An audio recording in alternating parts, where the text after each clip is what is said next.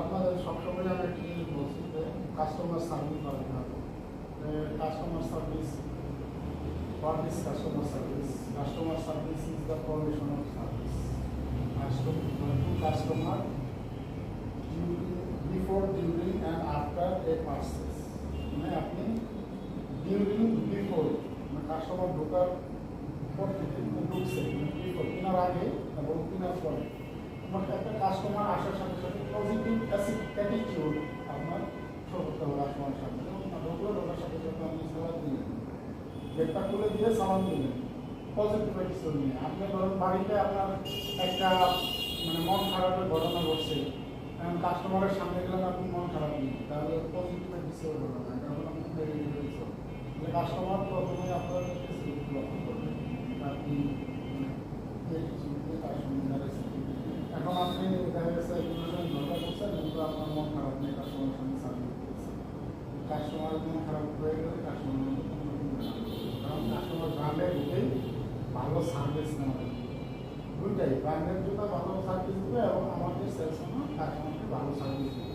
এই জন্য কিন্তু কাস্টমার ব্র্যান্ডে ঢুকে ভালো সার্ভিস এবং ভালো কোয়ালিটির জুতার জন্য কাস্টমার। সুতরাং প্রথম আগে কি বলে আপনার জুতা দেখেন, আপনাকে দেখেন, অবশ্যই আপনাকে দেখেন। তা আপনাকে দেখলে অবশ্যই আপনার অ্যাটিটিউডটা আগে কি ভালো থাকতে হবে, অ্যাটিটিউড থাকতে হবে, বা আপনাকে স্বাগত জানালেন নম্রভদ্র হবে। এবং তোমার যদি কাস্টমারের মন খারাপ থাকে, অনেক সময় হয় না কাস্টমারের মন খারাপ, দেখেন অনেক কাস্টমার একটু ঢোকার সময় বাড়ি খায়, কারণ আপনি দেখেন যে ওইখানে হাতল দেওয়া আছে, নিচে এই যে পাপড় দেওয়া আছে, হ্যাঁ।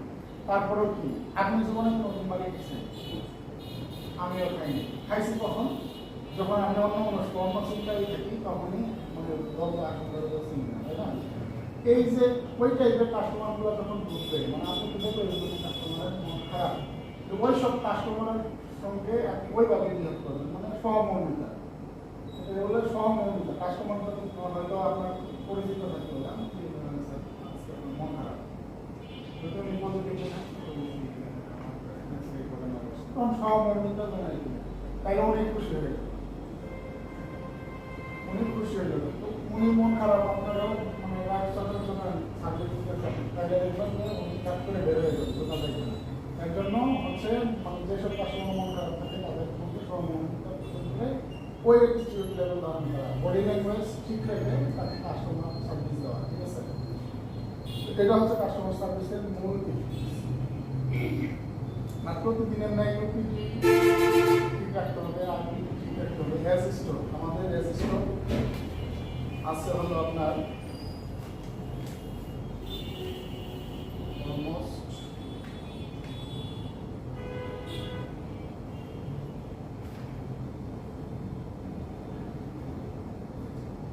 774 পেয়ার, 812 মাস প্লাস 811 পেয়ার, এটা 774 এখন 811 পেয়ার হয়ে গেছে, মানে এটা 12 মাস প্লাস। এইগুলা সম্পর্কে খেয়াল রাখতে হবে, 12 মাস প্লাস নিয়ে আগে কাস্টমারকে দিয়ে দিতে হবে সেলের সময়। তারপরে যে সব জিনিস শু টেকনোলজিসগুলো মাথায় রাখতে হবে। কাস্টমার আপনি শু দেখা গেছে কিন্তু শু টেকনোলজি জানেন না। যেমন আমাদের কয়েকটা টেকনোলজি আছে, লাইফ সোল, মেমোরি ফোম, অর্থোলাইট এবং কি লাইফ লাইট।